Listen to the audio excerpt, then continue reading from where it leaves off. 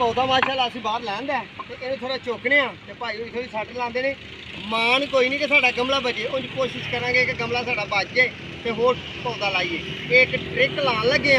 देसी जुगाड़ इस तरह हो जाता ज़्यादातर देखने वाला बच गया गमला कि नहीं चलो जी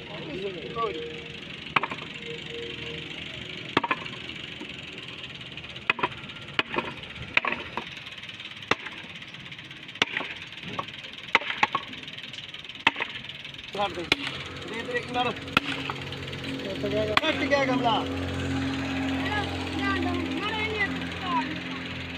लो वीवर्स